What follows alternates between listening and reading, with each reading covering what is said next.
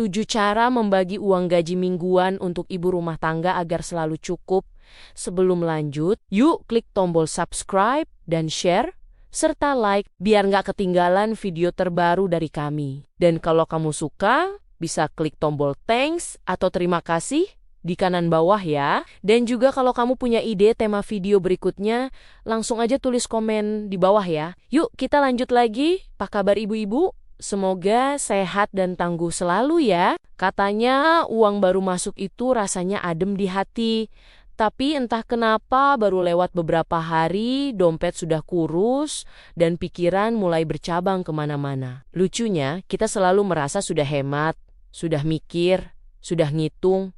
Tapi hasil akhirnya tetap sama.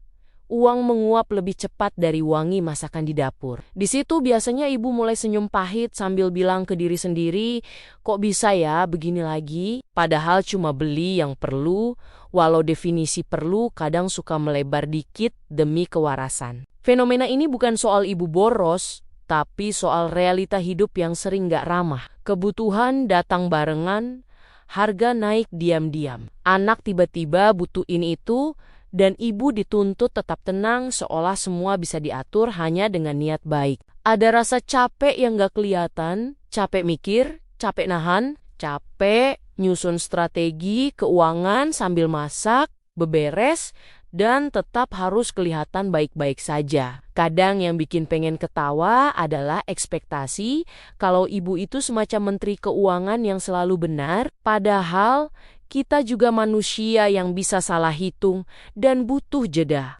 Disinilah banyak ibu mulai bertanya dalam hati, sebenarnya yang salah itu uangnya, caranya, atau kita yang terlalu keras sama diri sendiri. Karena uang gaji itu bukan cuma angka, tapi amanah emosi, sumber tenang sekaligus sumber panik, kalau nggak dipegang dengan cara yang pas. Dan anehnya, semakin uang dicampur dan dibiarkan mengalir bebas, semakin ibu merasa dikejar-kejar.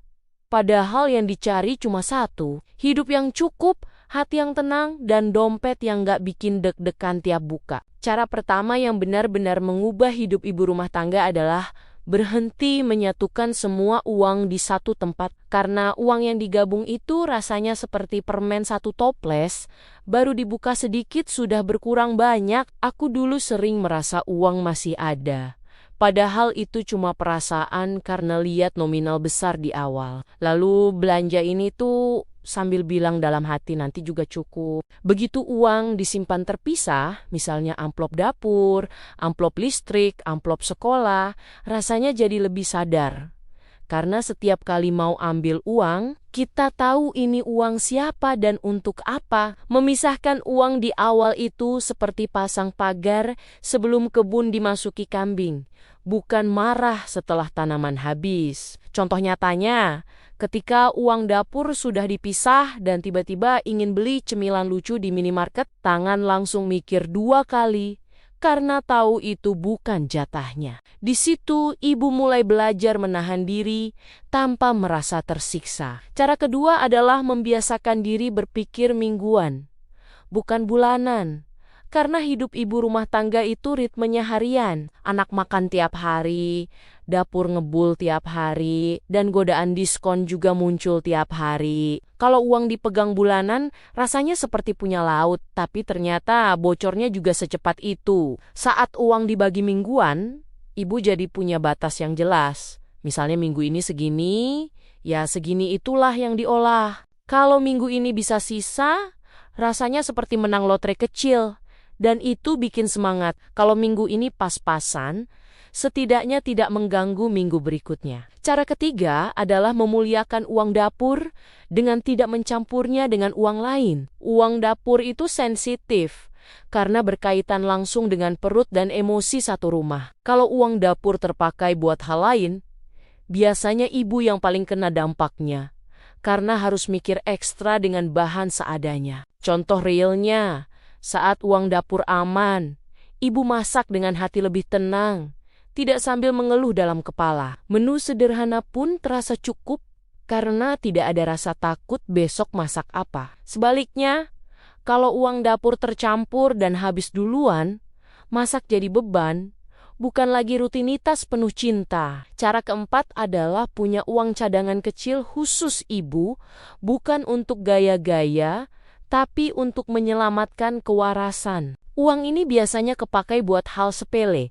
tapi penting, seperti beli gas dadakan, anak minta fotokopi tugas, atau sekadar beli gorengan biar ibu tidak meledak. Nominalnya kecil, tapi efeknya besar, karena ibu tidak langsung panik saat hal mendadak muncul. Aku pernah mengalami, tanpa uang cadangan ini, masalah kecil terasa besar, karena harus muter otak atau nunggu suami pulang. Dengan uang ini, ibu merasa punya pegangan, dan rasa aman itu mahal harganya. Kadang ketenangan ibu datang bukan dari banyak uang, tapi dari uang yang siap di saat genting. Cara kelima adalah berhenti menuntut diri sendiri untuk selalu sempurna dalam mengatur uang. Ada minggu di mana rencana berjalan rapi, tapi ada juga minggu di mana pengeluaran bocor karena tamu datang atau anak sakit. Kalau setiap kesalahan dibalas dengan menyalahkan diri sendiri, yang lelah bukan dompet, tapi hati. Mengatur uang itu seperti belajar masak, makin sering salah, makin paham rasanya. Yang penting ibu sadar, bukan pura-pura tidak tahu. Daripada stres dan menyerah, lebih baik bilang ke diri sendiri, minggu ini berantakan, minggu depan kita benahi. Cara keenam adalah mencatat pengeluaran dengan cara yang manusiawi. Tidak perlu tabel rumit atau aplikasi canggih yang akhirnya cuma dibuka 2 hari, lalu lupa. Cukup catat besar-besarnya saja, belanja dapur, jajan anak, pulsa, dan hal kecil lain yang sering luput. Dari catatan sederhana itu biasanya ibu kaget sendiri. Ternyata uang banyak habis, bukan buat kebutuhan besar, tapi buat jajan kecil yang sering. Kesadaran ini bukan untuk menyalahkan, tapi untuk membuka mata. Karena uang jarang hilang tiba-tiba. Biasanya pergi pelan-pelan tanpa pamit. Cara ketujuh adalah melibatkan perasaan dalam mengatur uang. Bukan cuman logika. Ibu perlu bertanya ke diri sendiri. Kalau uang ini habis, apakah aku akan tenang?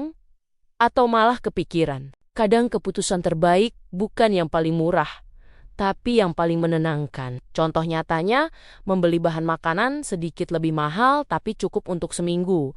Lebih menenangkan daripada beli murah tapi harus bolak-balik belanja, atau menolak pengeluaran yang membuat hati berat meski kelihatannya sepele. Karena pada akhirnya, uang yang diatur dengan hati yang tenang akan menciptakan rumah yang lebih damai. Menjadi ibu rumah tangga itu kadang rasanya seperti manajer keuangan tanpa gaji, tanpa libur, dan tanpa tepuk tangan, tapi tetap dituntut serba bisa dan selalu tenang. Padahal di dalam kepala sudah hitung-hitungan sambil senyum. Jadi kalau hari ini uang belum rapi, jangan langsung merasa gagal, karena mengatur uang itu bukan bakat bawaan lahir, tapi keterampilan yang dipelajari pelan-pelan sambil salah dan betul silih berganti. Kalau suatu minggu masih kebobolan, masih kebawa emosi di depan rak belanja, atau masih kepikiran kenapa uang cepat sekali menguap,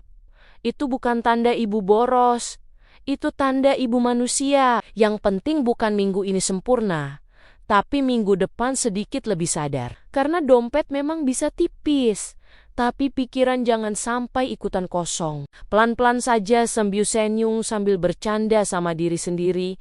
Karena rumah tangga tidak butuh ibu yang keuangannya sempurna. Rumah tangga butuh ibu yang tenang, waras, dan masih bisa tertawa meski saldo tidak ikut tertawa. Dan selama ibu masih mau belajar, masih mau sadar, dan masih mau mencoba, artinya harapan itu masih ada dan masa depan keluarga masih bisa diatur dengan lebih hangat. Demikian cerita kita kali ini. Sampai ketemu lagi di episode berikutnya, di obrolan yang lebih menarik. Pokoknya tetap semangat ya Bu.